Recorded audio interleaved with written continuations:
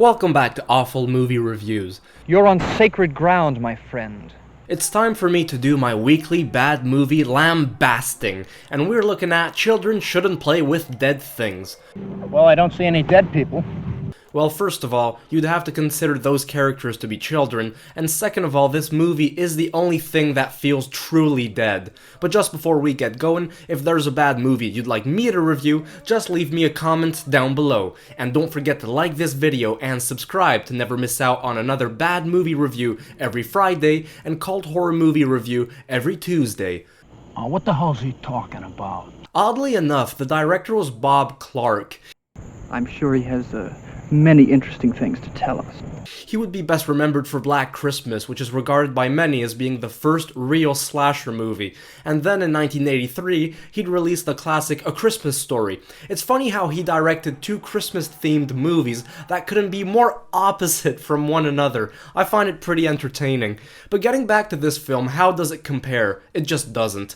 At the very best, it's a subpar horror zombie movie made with no money, and gosh, does it show!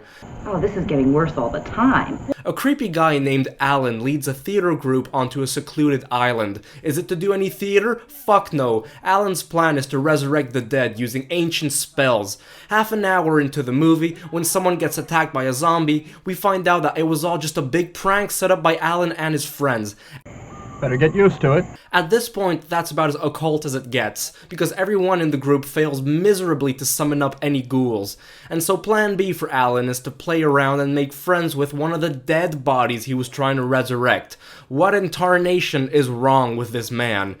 Oh yes, a logical question.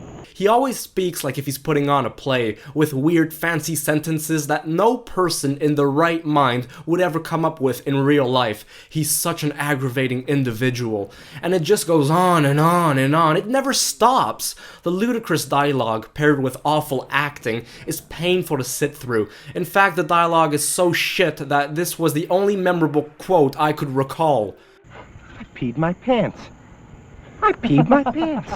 I peed my pants. I peed my pants. I peed my pants. But maybe the spells actually had an effect, because the living dead start coming back to life to eat the theater group, after a whole hour has passed, but I guess it's better than nothing.